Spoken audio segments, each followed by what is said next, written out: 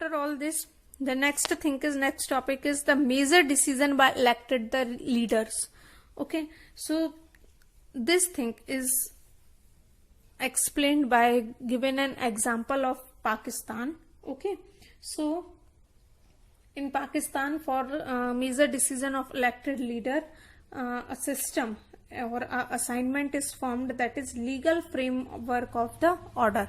Okay, so let's learn about legal framework of this order by taking an example of the Pakistan. Okay, so in Pakistan, General Pervez Musharraf lead a military coup in October 1999.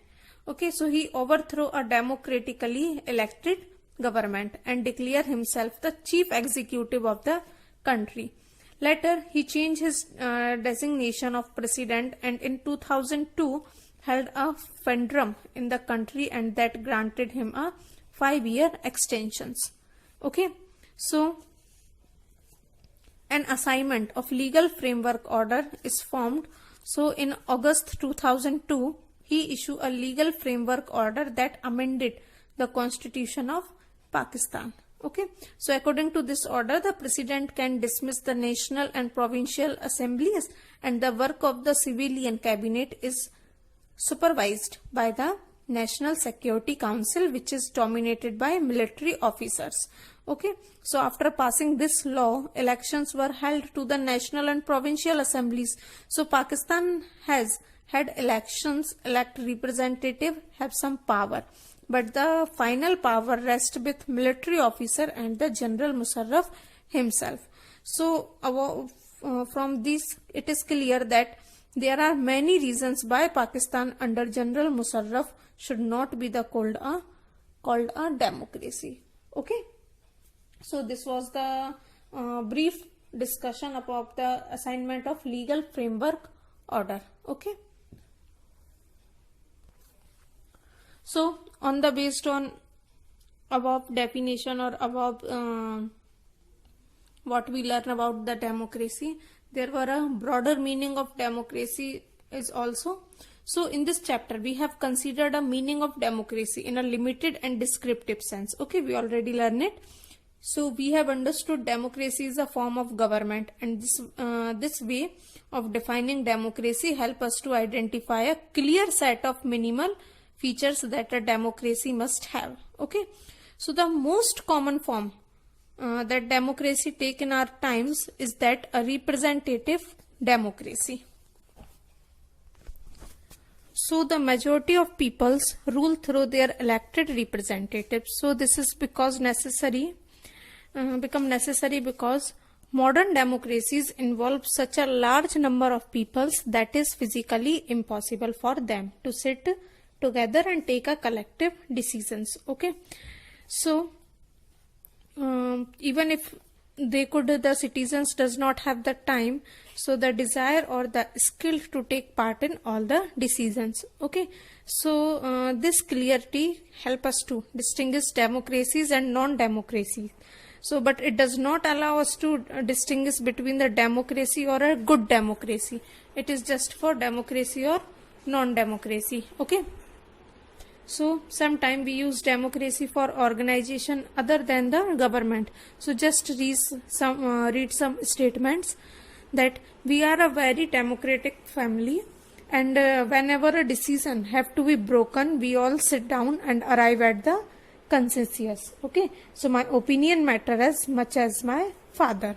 This was a statement. Next one is, I don't like teachers who do not allow students to speak and ask questions in the class.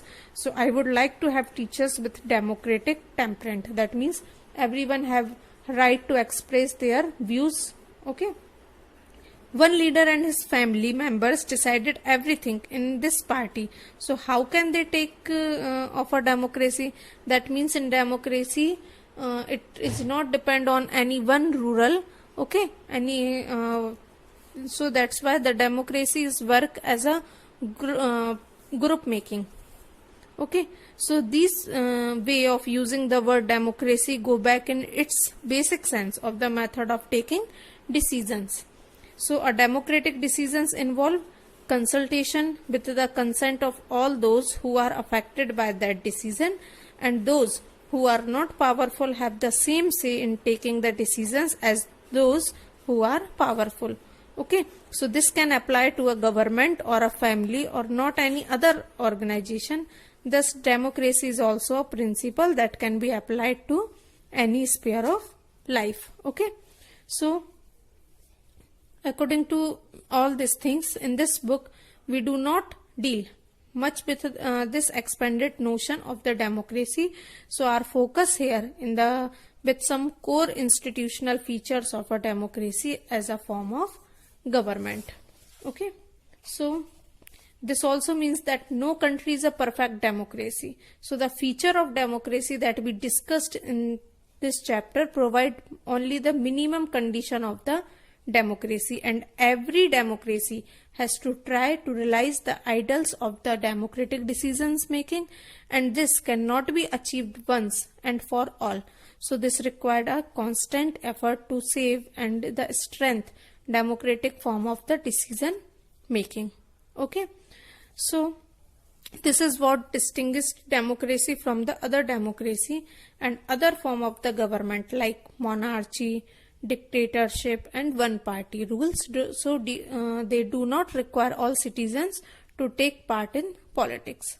So in fact, most democratic government would like citizens not to take part in politics, but democracy depends on active political participation by all the citizens. So this is why a study of a democracy must focus on the democratic politics. Okay, so I hope you all understand these things. Okay, thank you.